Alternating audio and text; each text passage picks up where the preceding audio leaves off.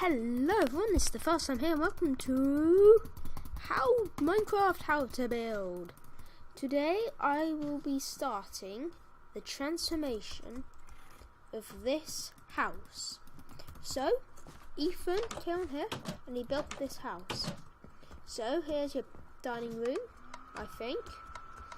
Through here you've got a lounge. Then here's your main entrance hall. Here's a secret entrance for a painting, which will also link there. Here's stairs upstairs. Here's the kitchen, so it's got a nice working fridge. Oh, I got pumpkin pie, how lovely. Guess how much I care, not at all. But, so Ethan spent a bit of time building this. You can see for yourself, don't really need me to give you a tour. So, he built this. Charlie built this one here. I built that one there. So I thought I'm going to take this, or that, to the level of these by simply improving the exterior today, and I'll work on the interior next time. First things first, glass. Look, if you have normal glass panes versus glass, look. They look so much nicer. They add more depth. They're slightly more detailed. And see if you saw those two, that one there would appeal to you more than that one. Yes? No? Well, you're probably wrong. But, so, what? Oh yeah, this is actually light grey instead, which doesn't work as well as the white ones or the plain ones.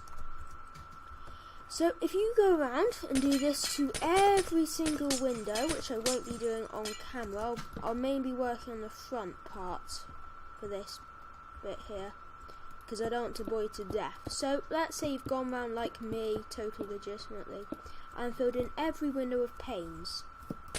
Next, you need to detail the windows. And if you're shouting, hey, how do you detail windows? First things first, you get stairs. I'm going to use birch because it fits in. Then what you do is you go like this, and then you could go like this.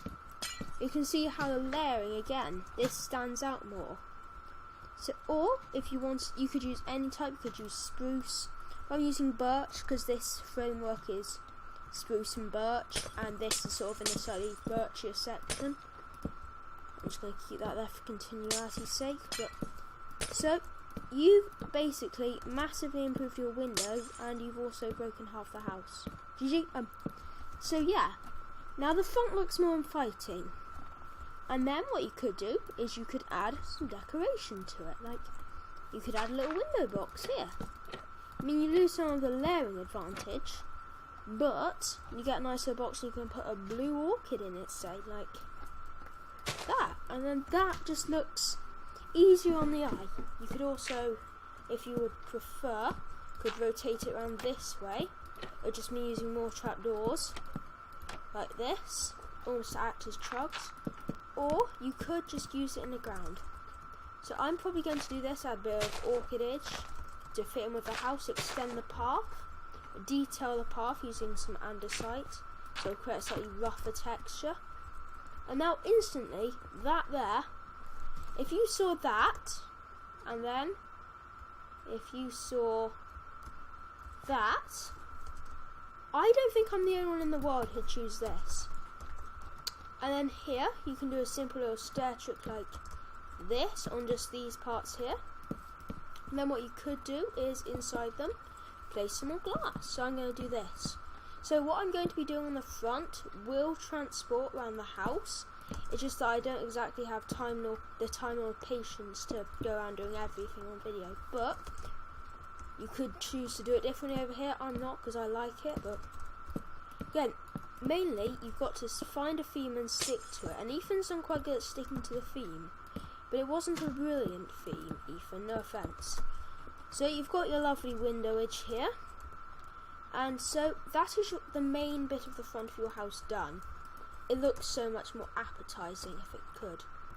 Next, I don't know why, but this always bugs me, but people who don't choose overhangs, even if they're just like this, it looks nicer. It adds more layers. And of course the layers sort of make it stand out, like this one here, which Charlie built.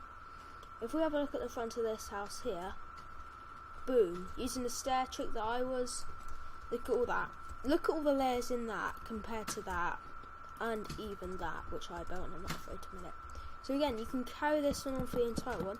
Then if you wanted to, you could just take it out there like that to add even more detail. Or, of course, you could use stairs. But apart from, they will have to go like this. They could always do something like this. But you could just do that and stick with that around the house. That would be rather nice. And then why don't you, while you're on a sort of a roofing roll, instead of just having this flat part here, why don't you just make it rise up, like here, to add more detail. Like that, to sort of create more height to the build. So if you do that on every flat section, like this, boom, you probably wouldn't want to do on there, because you don't want screwing your windows. But if I just chuck them around the house like this,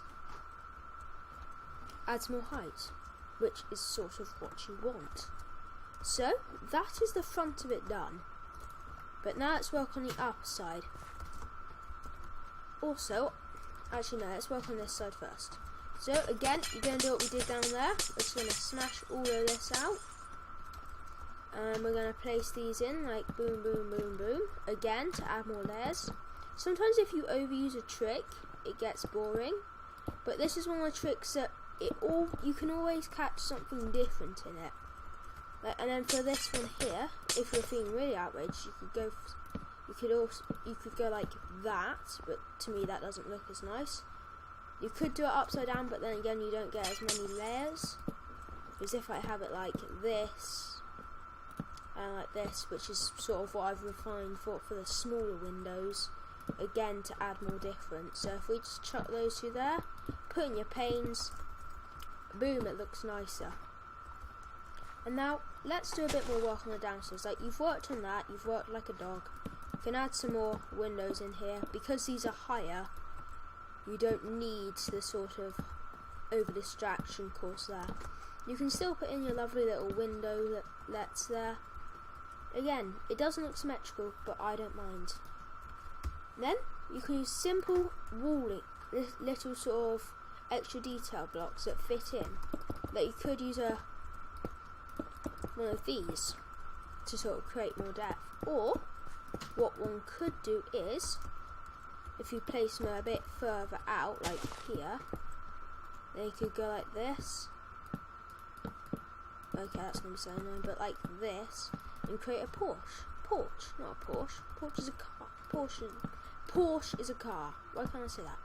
And then what you can do is, if you know what sort of wood works together, like, you know, if you do this, it's sort of appetizing, so to speak.